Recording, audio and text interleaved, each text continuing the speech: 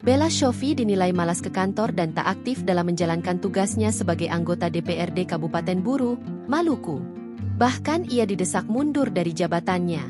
Menanggapi hal itu, Bella Shofie baru-baru tampak membagikan salah satu story dari rekannya.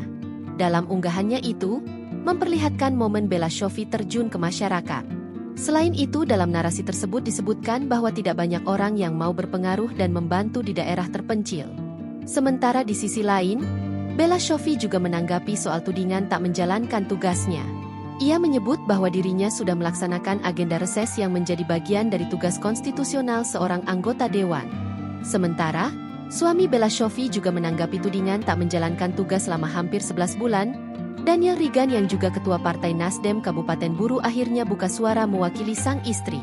Ia menyampaikan permintaan maaf kepada masyarakat dan mahasiswa yang kecewa terhadap kinerja Bella sebagai pejabat publik. Kami merasa perlu menanggapi video-video dan kabar soal demo. Saya di sini bicara sebagai kepala keluarga dan juga sebagai ketua partai.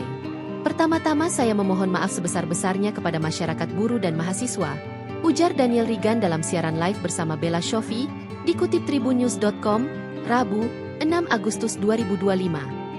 Namun, Daniel menilai bahwa tuduhan terhadap istrinya terlalu dilebih-lebihkan. Ia menyebut Bella tidak benar-benar absen dari semua kegiatan sebagai anggota dewan. 2 kali dilakukannya. Beliau juga ikut kunjungan ke Jakarta dan ke Ambon. Jadi tidak sama sekali tidak ikut kerja. Tapi buat kami tak masalah.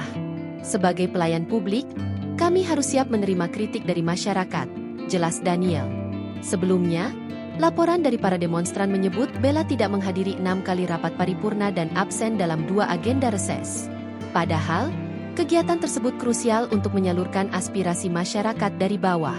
Sikap pasif inilah yang kemudian memicu gelombang protes hingga desakan pemecatan. Download Tribun X sekarang, menghadirkan lokal menjadi Indonesia.